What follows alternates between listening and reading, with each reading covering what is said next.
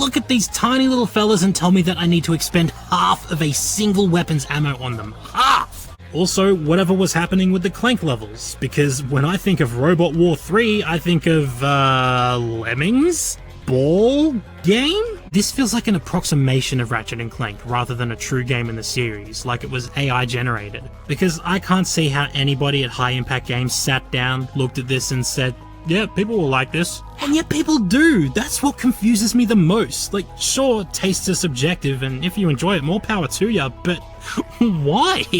I wish I could take a peek into your psyche to see why this game makes you go, oh hell yeah, size matters! That game's totally chalky milk! Something something, he's in another system, something something, Dr. Nefarious is involved. Look, why was this not a short level at the start of A Crack in Time? And the synopsis, this big missing puzzle piece in the series canon, can be summed up as Clank is in a different system, and Captain Slag sings I'm a Little Teapot.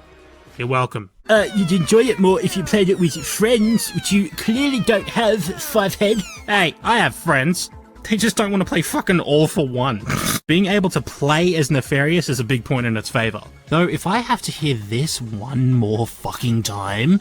Few billion volts more, and I'll have a new space station! 2012, we celebrated the 10th anniversary of Ratchet & Clank, a landmark title in the PlayStation 2's catalogue and one of Sony's most consistent and ever-present series.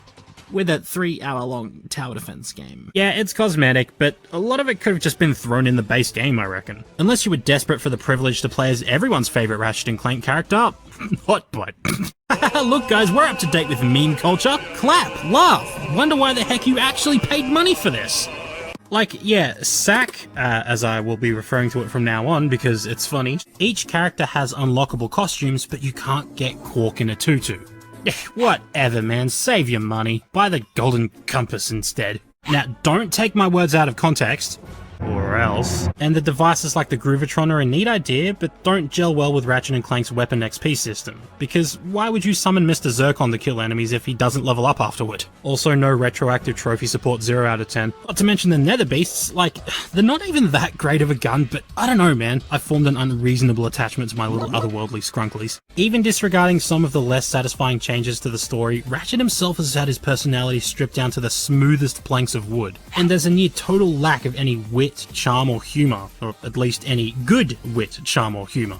Do me a favor. When you use it, post your thoughts on the social medias. The kids love their social medias. Hashtag Gadgetron. This is the kind of line that should start riots. Also, bringing back the bouncer but locking it behind a pre-order bonus is scummy as fuck and leaves many players with a permanently empty slot in their quick select, and I feel like it's important to highlight that a series that started by making fun of capitalism and consumer culture was brought down by the very thing it was satirizing. I'm just gonna come out and say it, those last 2 Clank levels were fucking horrible and make challenge mode more tedious than it should be. Villain bad, let's kick his ass. I remember getting so hyped to return to Blackwater City, only to find out that it was 2 bases connected by a bridge. I haven't been this let down since Scott the Was mispronounced Forza. Forza was missing something. Do better, Scott. Never mind the abundance of boring Clank sections, the tedious as heck hacker minigame, the way it underutilizes gadgets like the tractor beam and warp pad, and visuals that I think are actually a bit of a downgrade in some places. Compare Metropolis from Up Your Arsenal to its first appearance back in the original game, and it feels like so much character and detail has been axed entirely.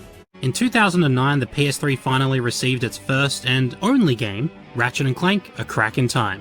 I'm choosing to temporarily disregard both The Last of Us and Mod Nation Races, 2 of my favourite games of all time, for this dumb joke, but whatever. A Crack in Time is easily the best and most fully realised Ratchet & Clank game on Sony's third console. The repetitive ship combat does not help wade that feeling, which is funny because this is my favourite ship combat in the series. I don't really like ship levels, can you tell? Forget about those crummy Marvel games you probably haven't even prototyped yet. Put A Crack in Time on PS5, Insomniac, you cowards. Ratchet flying to different planets, exploring them, then getting a communique whenever it's time to fuck off to the next one, with no real driving force behind the adventure other than Angie Pet needs to be destroyed and we shall do so by following shitty leads and leaving a thorough consistency of dead chicken bots and spitting doom crawlers in our wake. I asked people what they thought their favourite bosses from the series were at one point, thinking, oh, let's do a top 10 Ratchet & Clank bosses video, which fell through because on further reflection this series has pretty mid boss encounters, but a few people actually said Chainblade? You mean the guy who can simply jump to avoid his attacks? It takes a lot to make one of the sexiest things on earth not sexy, and yet Insomniac managed it. That's not very chalky milk. Why did I use chalky milk 3 times in this script? I don't even like chalky milk that much, man. Vanilla malt supremacy. I'm not sure if I've ever mentioned this on the channel before, but the first time I saw Ratchet and Clank, I was kinda scared of it. It was a preview of the game on an old Aussie music show called Video Hits, and I think it was a combination of the footage being low quality and really dark for some reason, and the fact that I hated playing games with guns at the time. Every time I'd try to play Siphon Filter, for example, I'd just freak out whenever I got shot. I was also never a huge fan of the little hissy fit between these two either, because almost every cutscene between the 7th and 13th level was Ratchet being a huge fucking asshole to Clank for a pretty shitty reason. Anyway, whatever, Ratchet and Clank kicks ass. Where my Cheeto gun gang at?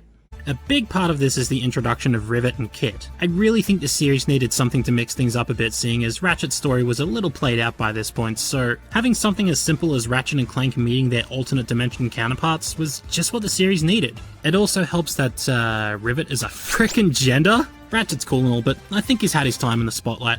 Give the Queen her turn. I'm also a sucker for characters with robotic arms. Yes, look, I am slightly biased. Do you think I care? Yeah, some weapons fit into old archetypes, but do you know how nice it is not seeing the warmonger for the 5th fucking time? Oh, god damn it.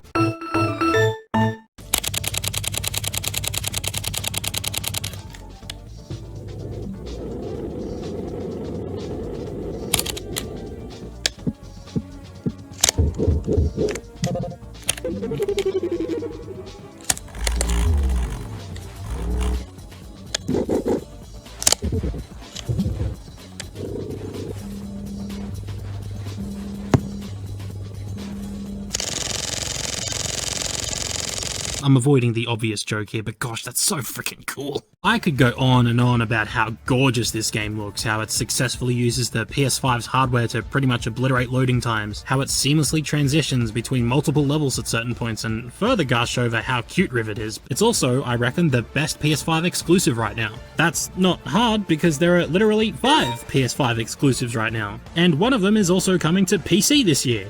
Wow, that's sad. It's a fantastic game in its own right and a true technological achievement.